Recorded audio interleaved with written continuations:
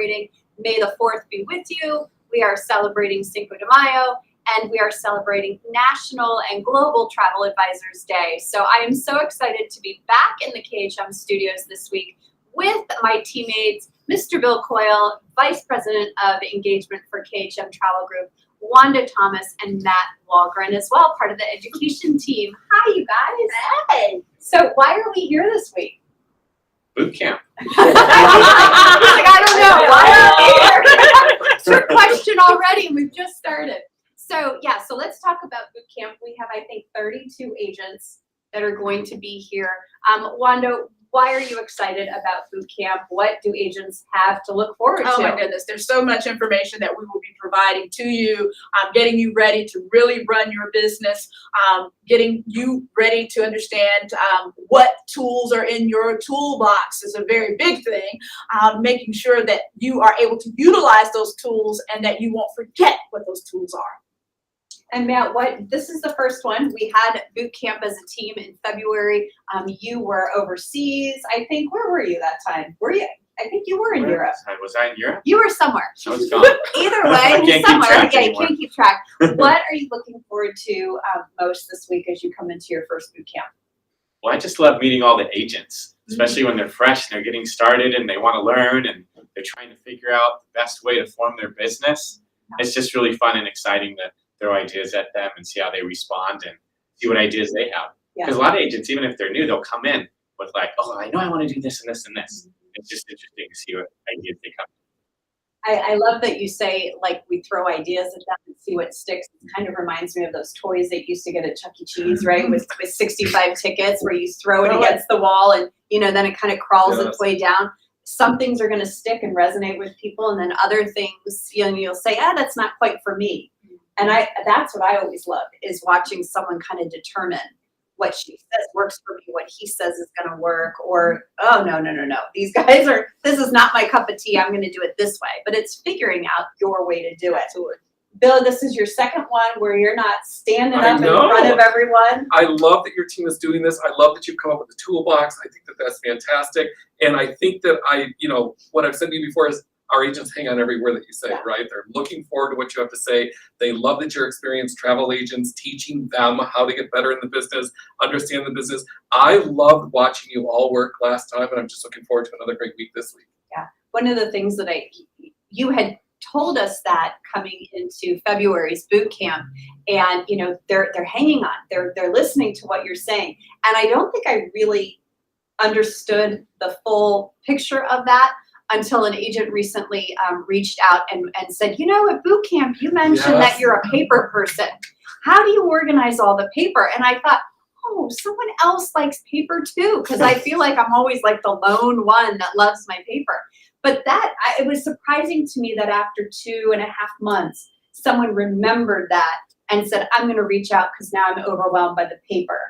How can I figure out a manageable way to do this but still use paper, because that's a comfort piece for them. So you gave them so much confidence also. That's what they walk away with, right? That confidence. Because you can see some of your students are out there and they're putting it out there, right? They're starting to grow, they're starting to feel more confident, and you can see that they're just watching them grow a little bit by little bit. So. And for those of you that were at February boot camp, I stalked you. Before you came, I stalked you on Facebook.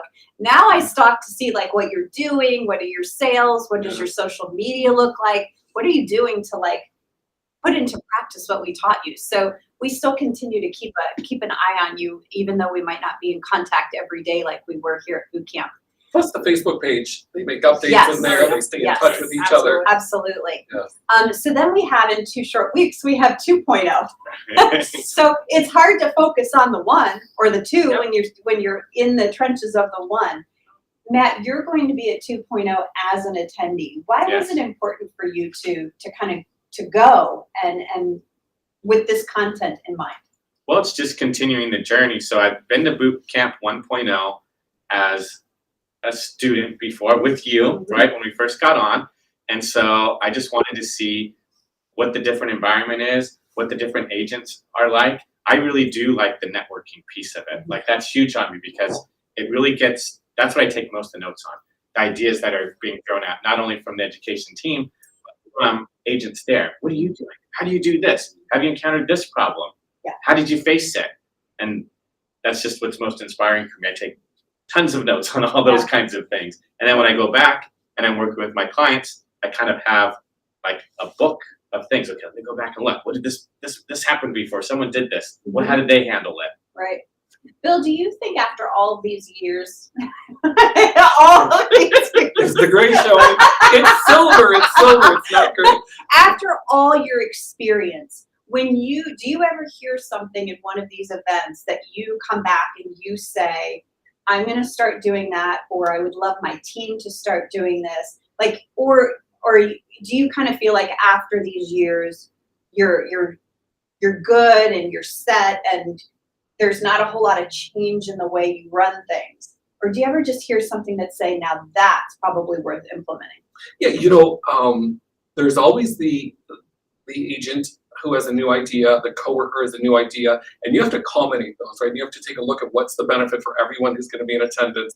There are some aha moments that come and I say, oh my goodness, absolutely we can do it this way or that way. And one of them is, a couple months ago, we put like a little survey in Facebook group to say, what do you want to learn if you come to Boot Camp 2.0? And you saw how much CRM they want to learn, right? So it's that idea that says, even though we know it's a tool, there's resources for it, they want that hands-on. They want what Matt is saying, how do you handle this? So that's a big part of, it's almost a full day in the next Boot Camp 2.0. As stingy as I am to change, I've been doing a pretty good job of making adaptations in my mind about what that looks like, but I will say I have to thank you and the team for the content of 2.0. It's just going to be absolutely amazing event. It's funny sometimes when you look at something. We were just sitting at lunch and they were both showing me something technology-wise, and I was like, I could do that. But it's the patience. It's the patience to say, I'm going to stop what I'm doing because this is going to take me a little bit longer to figure it out. But ultimately, it's going to save me time, either because I have pieces set up that I don't have to create again, or like Matt said, I'm closing the sale quicker. I'm closing the sale quicker because of the way something looks. And that's worth the investment then. Yeah, it's the one step forward, or no, the one step back, two step forward concept, right? You have to take a step back every once in a while. Take those steps forward. Right. Well, it's about working smart. As we continue to talk about with Boot Camp 1, we're talking about SMART goals. And it's very much about working smart, not working hard. And when you're able to identify those new tools, those new resources, the new ways to do things, at first it might scare you and you're scared to move forward, et cetera.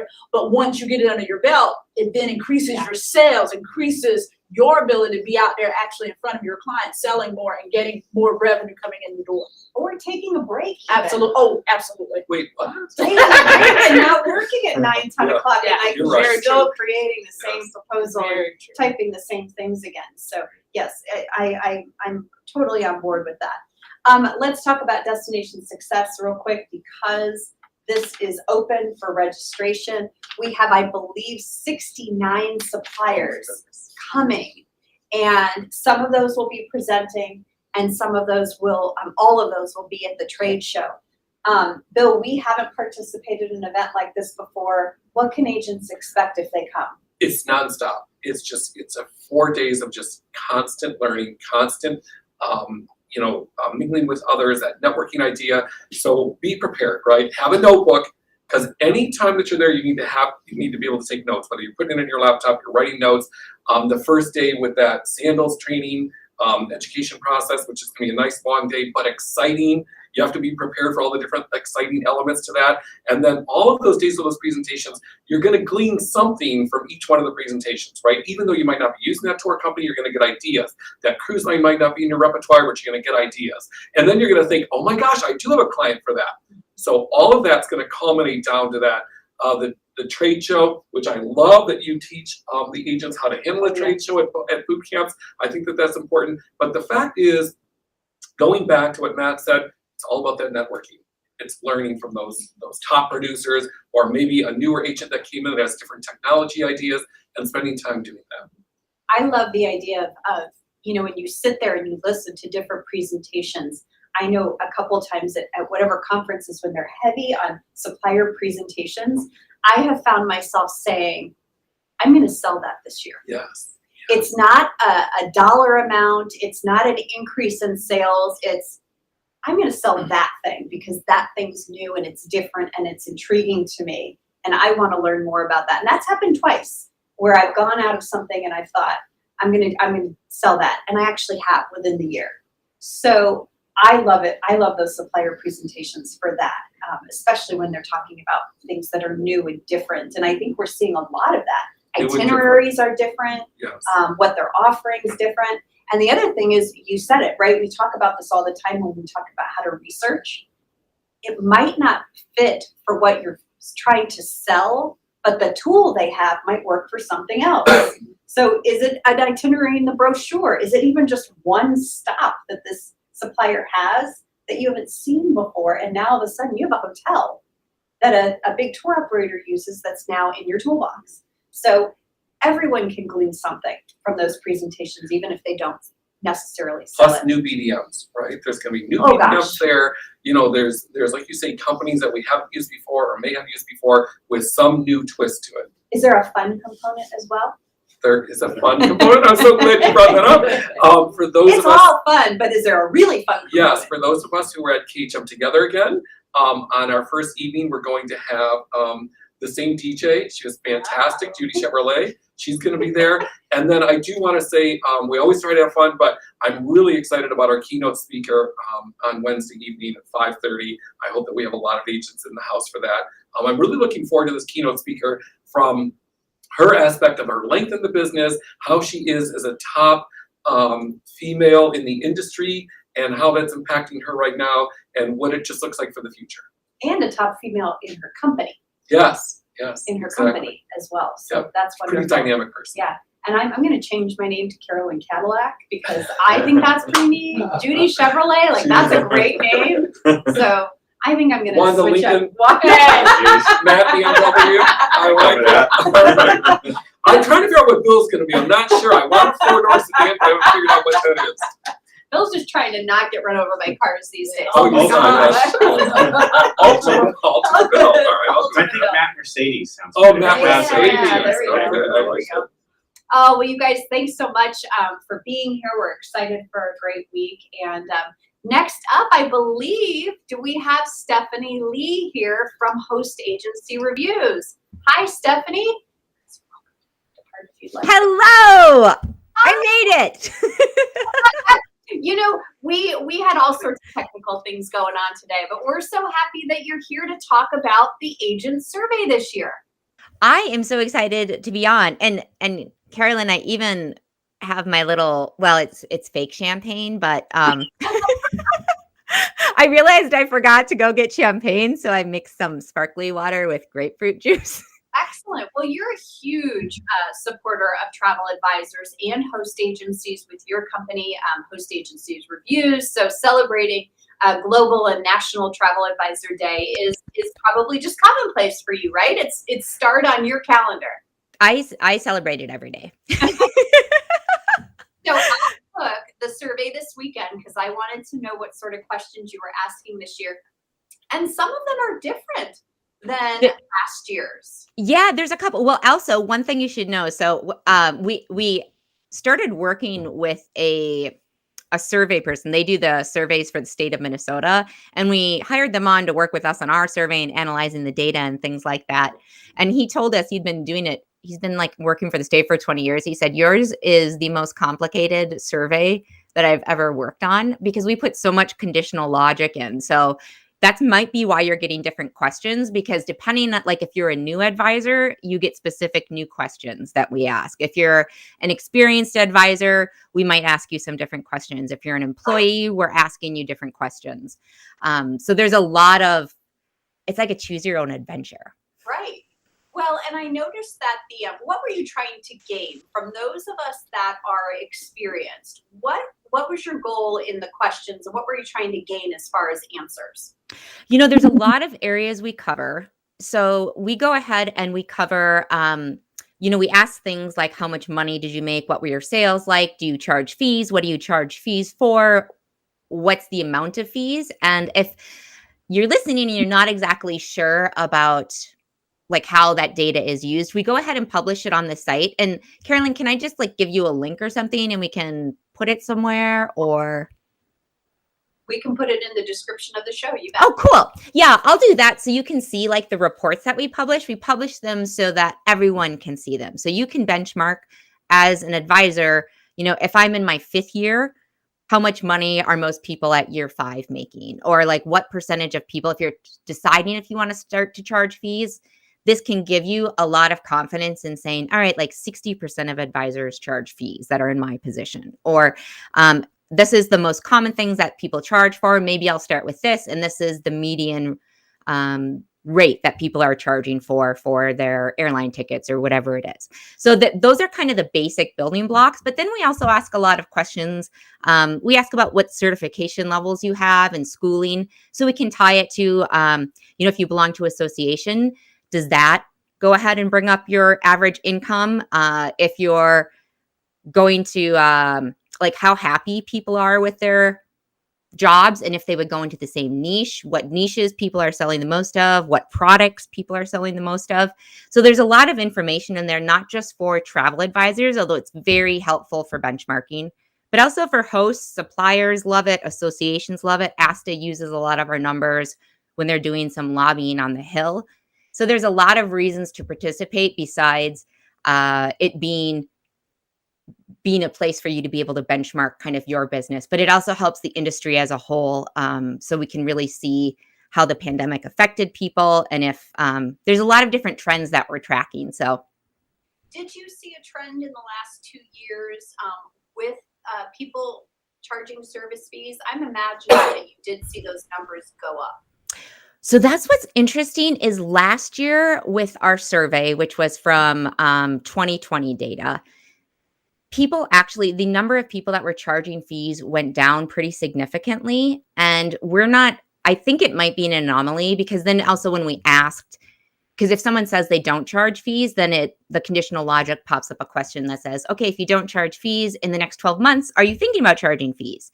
And there was the largest number and percentage of people ever since we started the survey said they're thinking about charging fees when they hadn't. But I think it was some kind of an anomaly because every year it's gone up incrementally.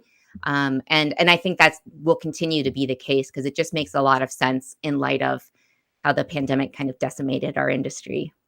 And have you also seen the increase in people educating themselves? I feel like the last 2 years, we've just seen more people completing their CTA and their VTA. And it just seems like every time we look at agents within KHM, they are constantly doing not just supplier trainings, but these higher level trainings that really give them that certificate piece.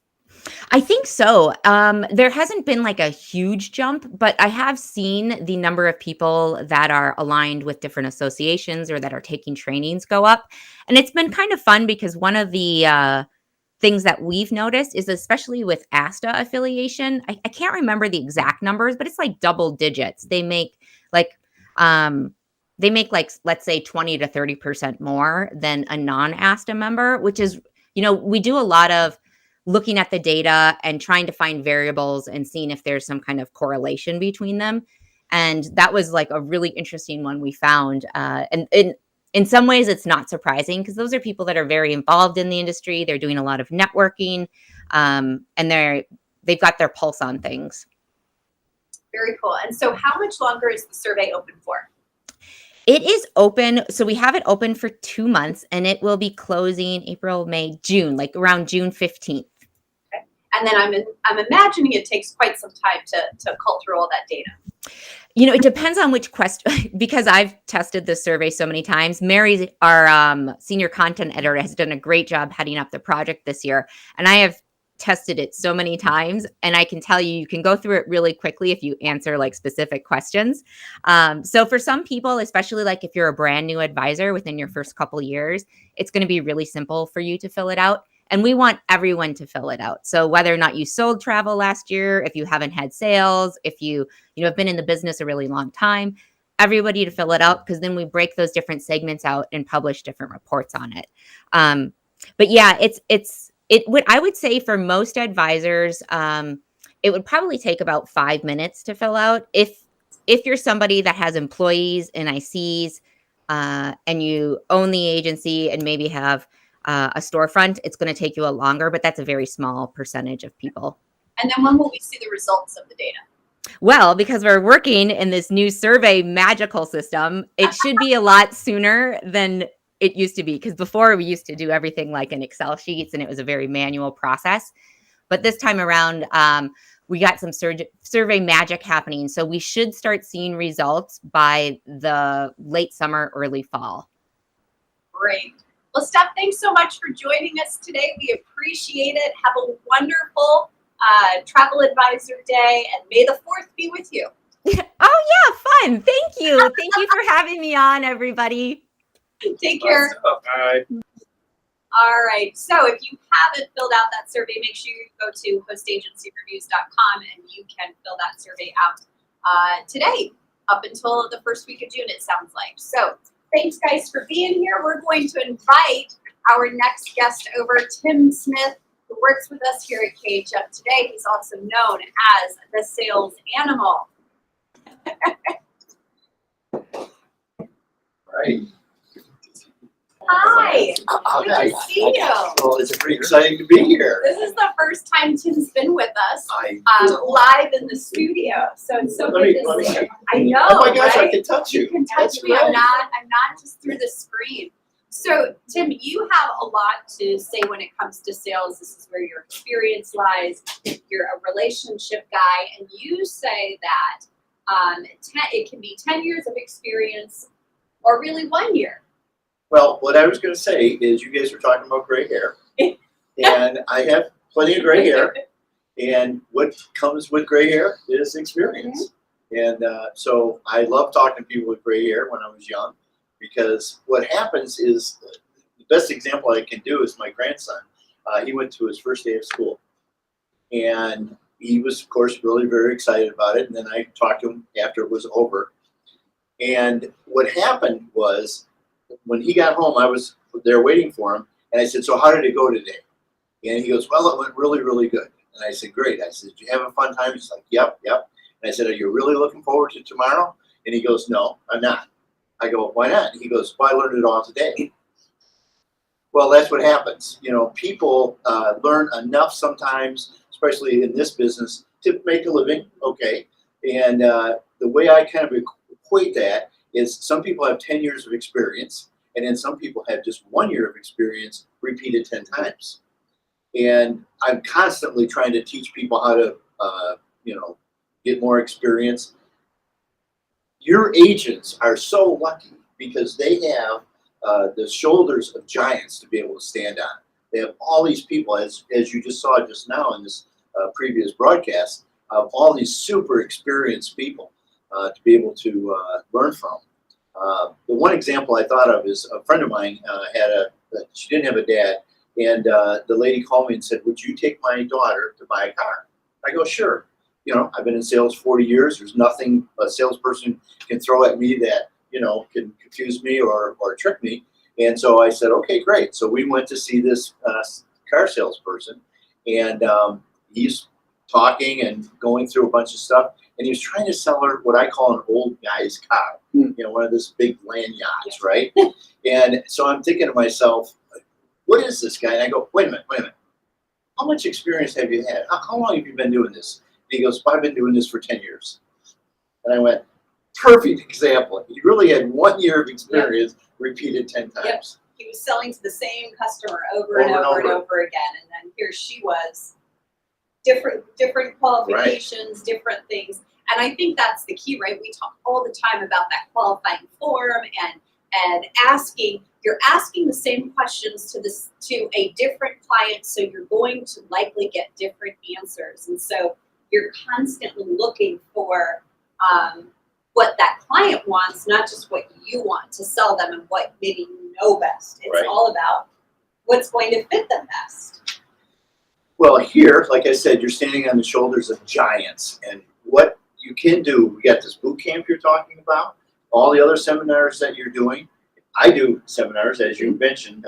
They call me the sales animal because my first one was how to charge like a rhino, and then another one was how to soar like an eagle.